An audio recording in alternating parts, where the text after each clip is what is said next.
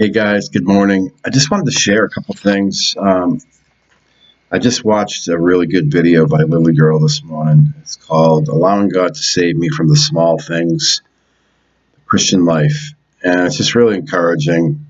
She talks about going through stuff and we need to allow God to bring us through it. And it's very encouraging. And I watched it, and it's funny because it coincides with what's going on with me right now. I just did a study last night about Daniel. Yeah, Daniel, about Joseph and the sovereignty of God. And it's weird because it all kind of connected this morning. I was doing my devotions. I'm reading in the book of Lamentations.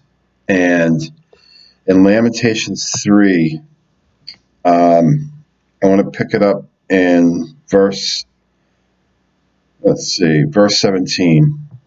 It says, "And thou hast removed my soul far off from peace. I forgot prosperity. And I said, my strength and my hope is perished from the Lord. Remembering mine affliction and my misery, the wormwood and the gall, my soul has them still in remembrance and is humbled in me. This I recall to my mind, therefore have I hope.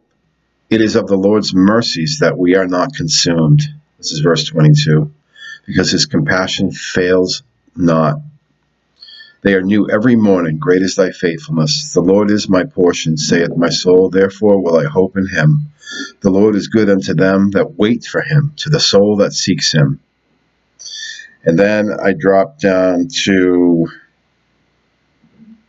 verse 31. "For the Lord will not cast off forever. But though he cause grief, yet will he have compassion according to the multitude of his mercies.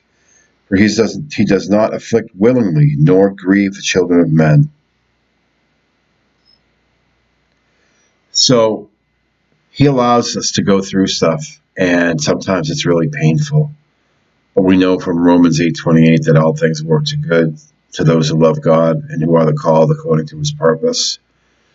And he's conforming us to the image of Christ ultimately. So it's always, no matter what we're going through, it's always ultimately for our good and for his glory and for the greater good. And we might not see that manifested right away, but we know God is sovereign over everything. And this is true about what happened with Joseph. Now, in Genesis 45, in verse 4, it says, "And Joseph said unto his brethren, Come near to me, I pray you. And they came near, and he said, I am Joseph your brother, whom you sold into Egypt. Now therefore be not grieved, nor angry with yourself, that you sold me hither. For God did send me before you to preserve life." And then verse 8, "So now it was not you that sent me hither, but God. And he has made me a father to Pharaoh, and Lord of all his house, and ruler throughout all the land of Egypt." And we know that story and how God ultimately used that whole thing to preserve the life of Jacob and his brothers, and how in the end it was a blessing. And in verse 50, let me see where that verse is. Hold on.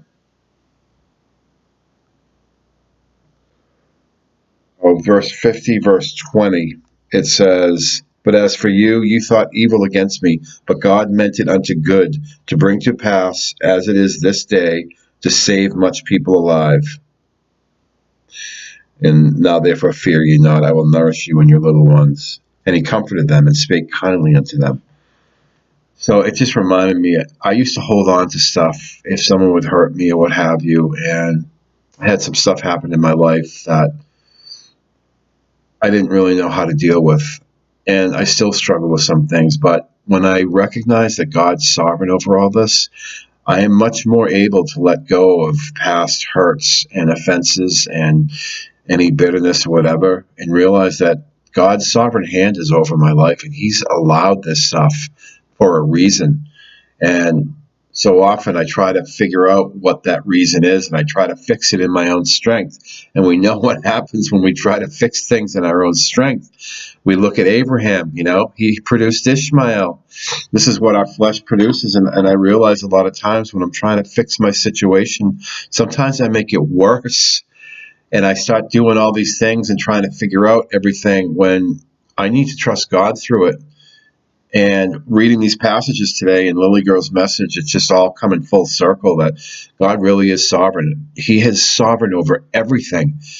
And he has this whole thing figured out. And we have to trust him because we're being conformed to the image of Christ. And sometimes that's painful. Being pruned is painful. But in the end, it's going to produce a huge harvest. And I just sense his sovereignty now, and I'm reminded of it. And I want to encourage others to whatever you're going through, just hang in there because seasons of refreshing are coming. And Joseph went through a lot, and he went through hell, and he was put in prison. He was falsely accused, all this stuff. I mean, he's such a picture of grace, and he's a picture of Christ also. But it's just encouraging to know that our Father loves us. And when we're going through stuff, even when it hurts and it's painful, he's right there with us. He works in mysterious ways sometimes, guys, and it's not always easy to put our fingers on, but he loves us and he's doing a work, and he's doing a work in these days right now. He's saving people out of lordship. He's showing people grace. We don't have to strive. We can rest in his finished work. And when we do that, we're so much more at peace, and we're better able to share the gospel when we know that we're loved and we can rest in him. And so anyway, I just want to encourage people with those scriptures this morning, and I hope you guys have a blessed day today, and I love you all. All right, so long.